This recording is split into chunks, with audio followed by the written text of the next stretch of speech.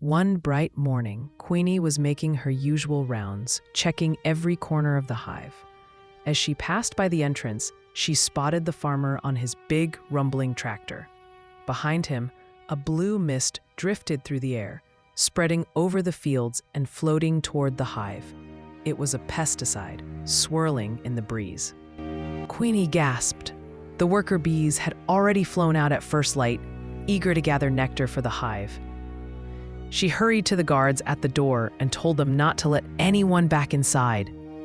If the workers returned with the blue mist on their bodies, it could spread to the honey, the baby bees, and everyone waiting safely inside.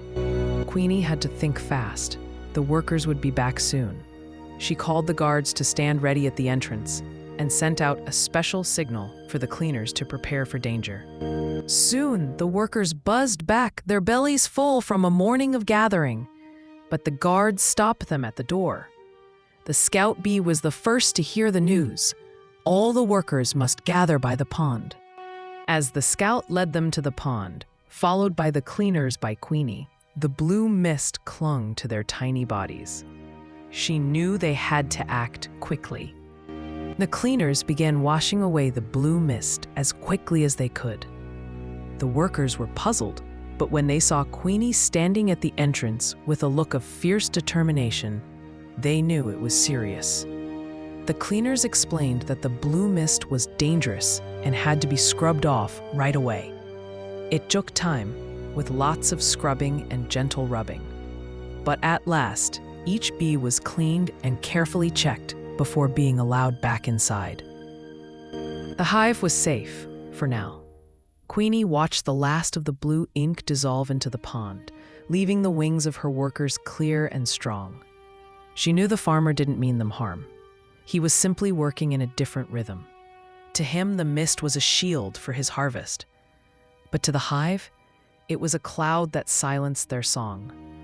Standing tall at the golden entrance, Queenie whispered a hope to the wind, that one day, a rumbling tractor would wait for the sun to set and the bees to be tucked safely in their beds before the mist began to fly. It took time, with lots of scrubbing and gentle rubbing, but at last, each bee was cleaned and carefully checked. Queenie stood tall. She hadn't just saved their honey, she had saved their trust. In the hive, leadership isn't a bullhorn, it's a helping hand. True care, she realized, wasn't found in a blanket of blue, but in the precision of a targeted touch, spraying only where the shadow fell and never where the workers danced. In the quiet of the evening, the hive didn't just have safety. They had the veracity of a leader who knew that the best way to protect the field is to first respect the hive.